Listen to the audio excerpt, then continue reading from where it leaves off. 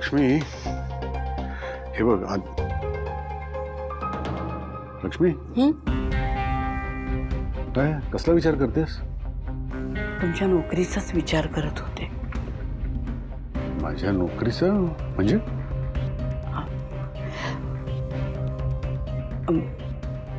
म्हणजे तुमची जी नवीन नोकरी आहे त्याबद्दल आपण इतक्यात घरात नाही सांगितलं तर चालेल का? का? काय हरकत आहे सांगायला? नाही म्हणजे मी या कामाला कमी लेखत नाही आहे. शेवटी नोकरी आहे ती. पण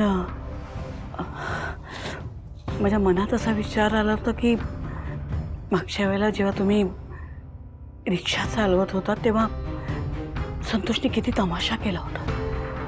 आता त्याला कळेल की तुम्ही वॉचमॅनची नोकरी करताय तेव्हा म्हणजे आता आपण ज्या मनस्थितीत आहोत त्यात आणखीन काही नको. आता घरात थोडी शांती हवी आहे मला. आपण जर या नोकरीबद्दल काही दिवसांनी म्हणजे थोडी योग्य वेळ बघून जर सांगितलं तर चालेल का तुम्हाला?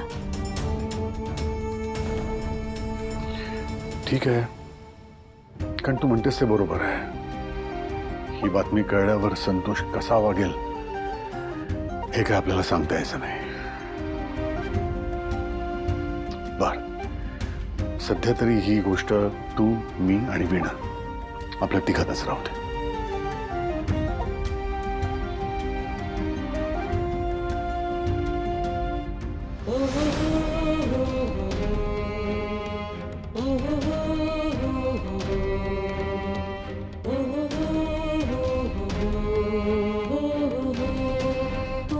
काय होतंय माझ्या बरोबर?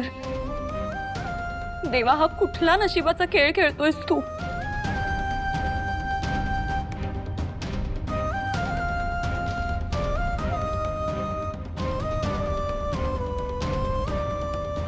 मी या सगळ्यापासून लांब पळाले होते.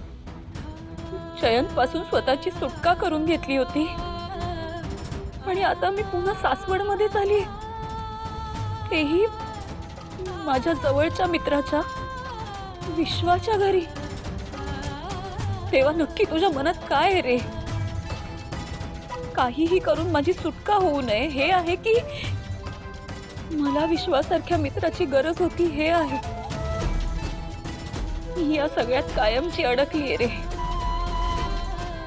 आता तूच सांग मला काय करू मी? तनू, अगं बाहेर येतेस ना? हो काकू, आले.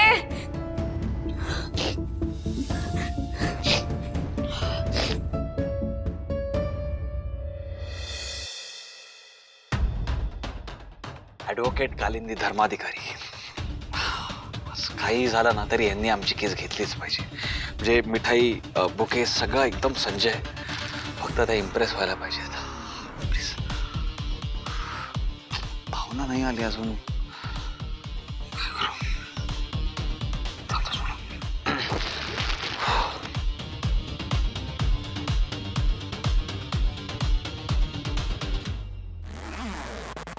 नमस्कार मॅडम, मी सिद्धिराज, श्रीनिवास दळवी यांचा जावई.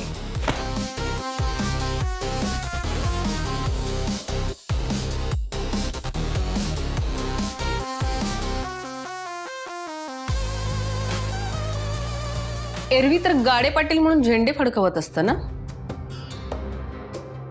माझ्यासमोर आडनाव सांगायची लाज वाटतेय का? बापरे, यांना राजकारण्यांविषयी चीड आहे म्हणून मी माझं नाव मुद्दाम वेगळ्या प्रकारे सांगितलं, पण यांनी तर ओळखलं मला. तसं नाही.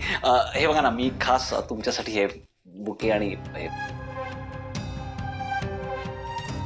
हे काय? इथे काय कुणाचा सत्कार समारंभ आहे का? नाही नाही नाही, तसं नाही. म्हणजे आपण पहिल्यांदाच भेटलोय ना, म्हणून जरा भेटवस्तू. ह्याचा फायदा होईल या भ्रमात मात्र राहू नका तुम्ही. हा, नाही मॅडम, ऐका ना. अहो, तुमचा खरंच खूप गैरसमज होतोय. अशा हेतूने मी काहीच नाही करते. म्हणजे तुम्हाला काय वाटतं तुमच्यासारख्या राजकारण्यांना मी ओळखत नाहीये. मला हे सगळं देऊन तुम्हाला मी तुमच्या प्रॉब्लेम मधून बाहेर काढेन अशी अपेक्षा आहे तुमची.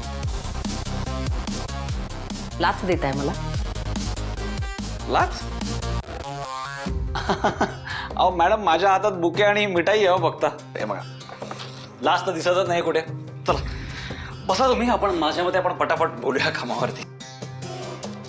आउट. हा, आय सेड गेट आउट.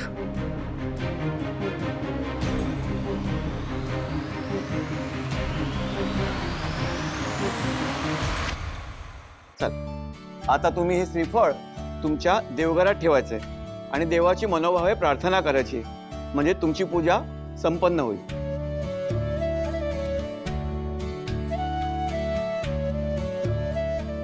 असंच ठेवायचं उभा. सई, सावकाश.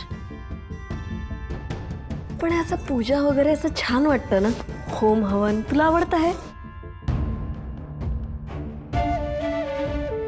तू तुझ्या लग्नाच्या वेळी तर हे सगळं केलंच असशील ना? आय एम सॉरी, तुला बोलायचं नसेल त्याबद्दल तर इट्स फाईन. मी जस्ट मंगळसूत्र पाहिलं ना म्हणून आज. करावंच लागतं हे सगळं. तू म्हणजे माझ्या होणाऱ्या नवऱ्यासारखंच बोलतेस ना.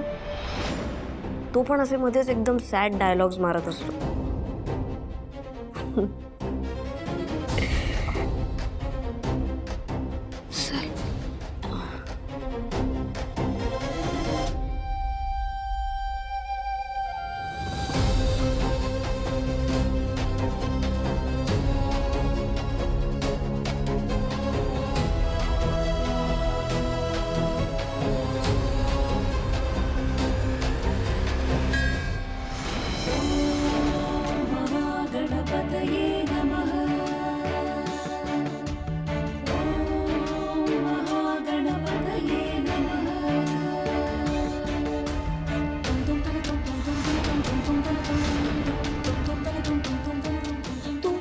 ठीक आहेस ना?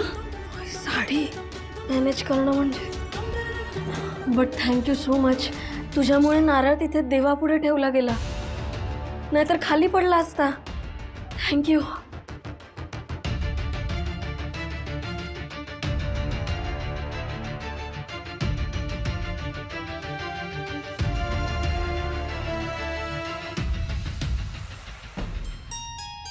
वा, माझ्या होणाऱ्या सुनेच्या हातून पूजा संपन्न झाली.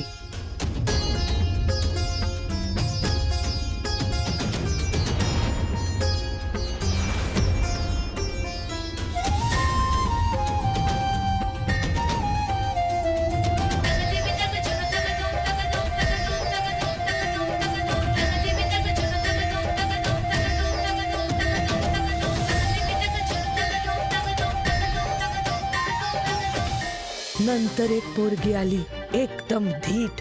आणि ती व्यक्ती म्हणजे अहिल्या वेसकर.